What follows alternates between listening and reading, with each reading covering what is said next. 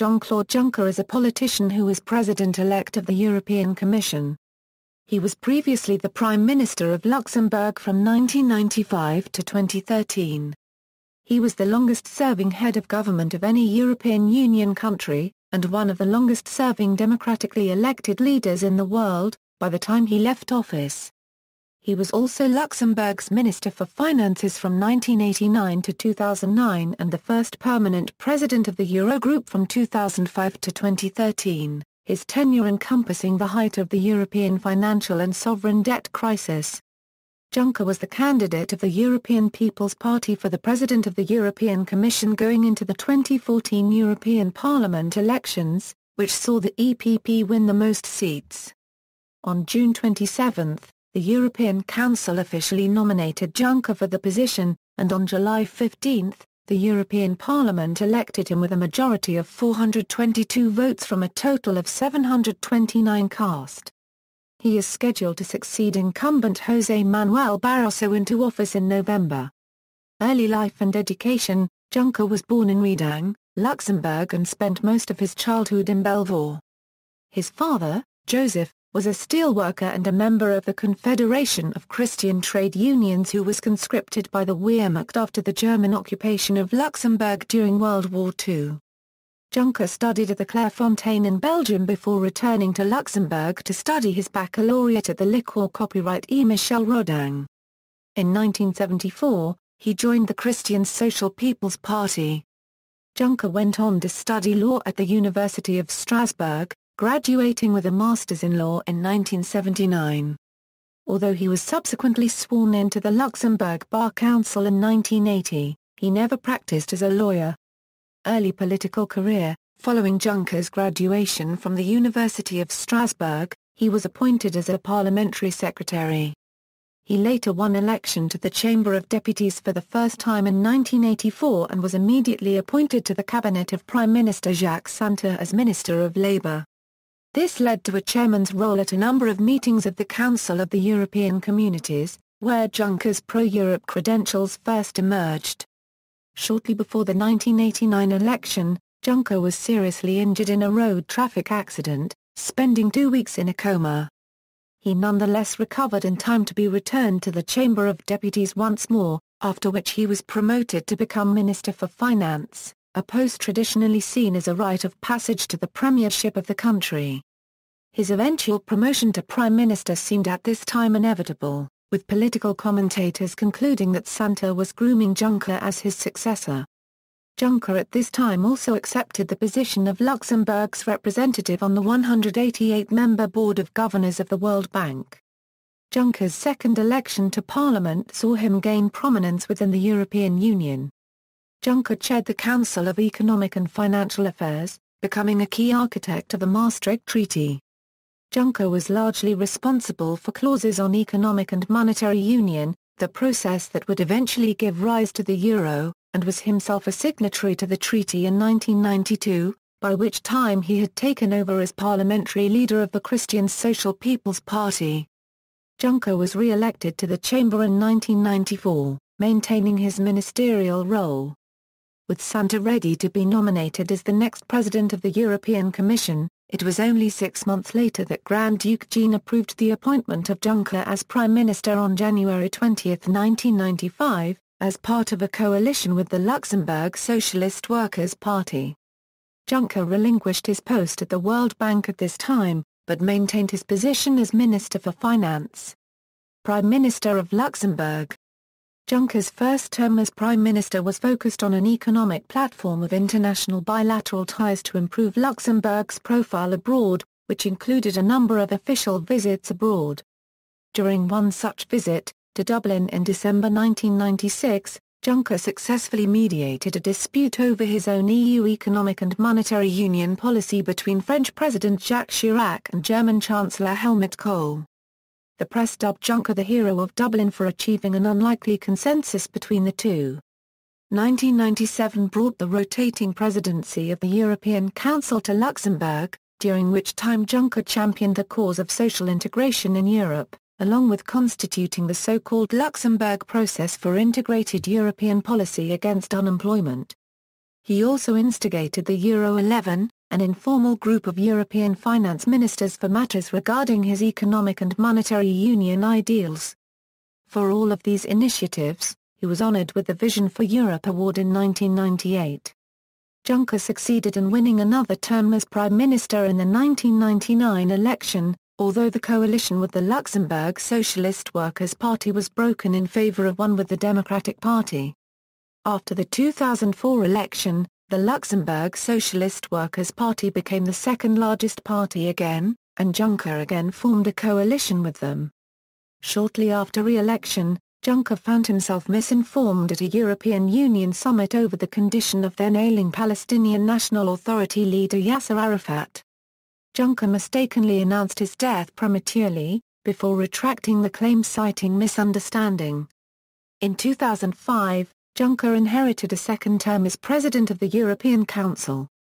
Shortly after the expiration of his term came Luxembourg's referendum on ratification, and Juncker staked his political career on its success, promising to resign if the referendum failed.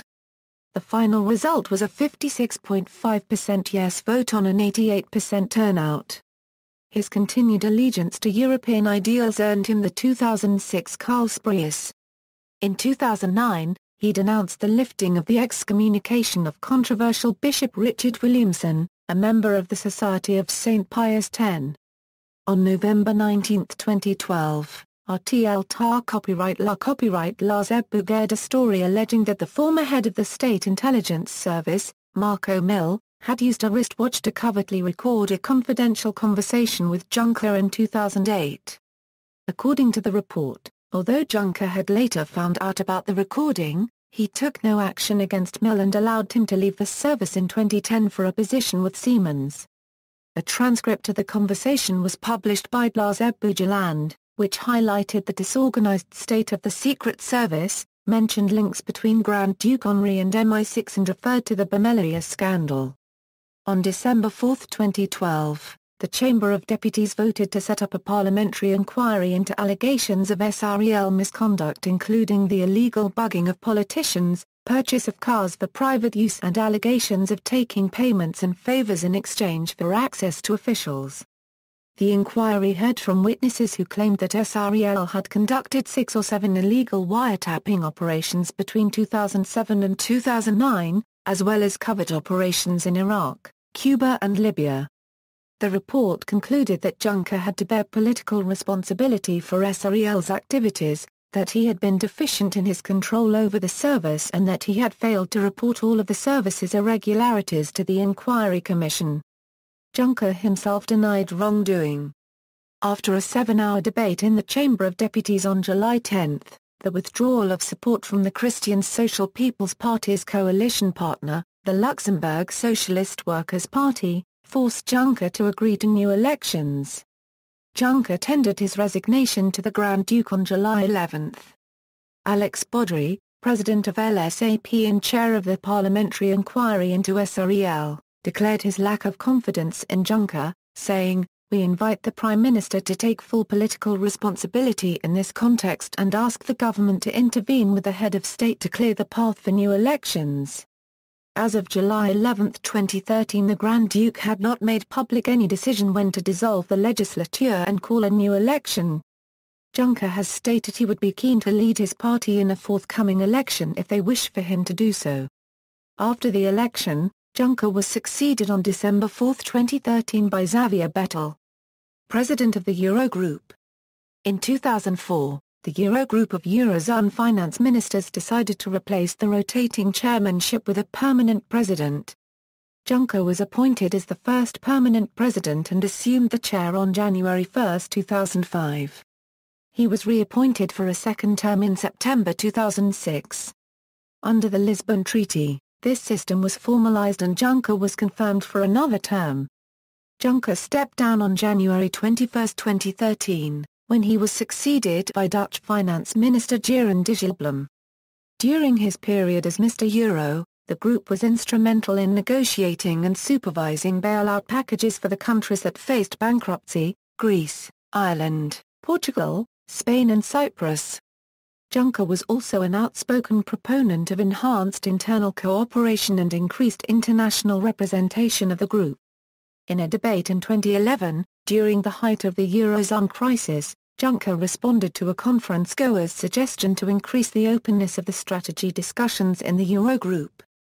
He thereby stated he believed the ongoing discussions needed to be kept confidential to prevent markets from betting against troubled countries and putting millions of people at risk, and that he had not been used to such level of secrecy. He further stated that when asked by a journalist to comment on those meetings he had to lie, making clear it went against his personal moral conviction as a Catholic. President of the European Commission, for the first time in 2014, the President of the European Commission is being elected under the new provisions established with the Treaty of Lisbon, which had entered into force after the 2009 elections to the European Parliament, on December 1, 2009. The European People's Party held its elections congress ahead of the 2014 European Parliament election in Dublin on 6 to 7 March. The Congress elected Jean-Claude Juncker as the EPP-led candidate for President of the European Commission, defeating Michel Barnier, as well as adopted the EPP election manifesto. All party groups, except the European Conservatives and Reformists and the Europe of Freedom and Democracy group, entered a lead candidate each in the election campaign. In the main debate between the candidates, transmitted live throughout Europe on May 16 via the European Broadcasting Union, all candidates agreed that it would be unacceptable if the European Council would propose someone as Commission President who had not publicly campaigned for the position ahead of the election. In the elections, held 22 to 25 May, the EPP won the most parliamentary seats of all parties, but short of a majority in its own right. On May 27, the leaders of 5 of the 7 political groups of the Parliament issued a statement that Jean-Claude Juncker, being the lead candidate of the party which won a plurality of the seats, should be given the first attempt to form the required majority to be elected Commission President. Only the ECR and EFD disagreed to this process. Later on May 27, the European Council gave its president, Herman Van Rompuy, the mandate to start consultations with the group leaders in the European Parliament to identify the best possible candidate.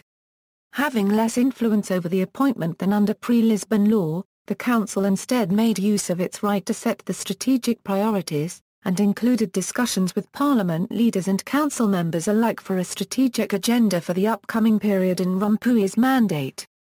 During the consultations, Juncker and the EPP agreed to cooperation with the Progressive Alliance of Socialists and Democrats, the second largest group in the new parliament, as well as secured the backing of all but 2 member state leaders.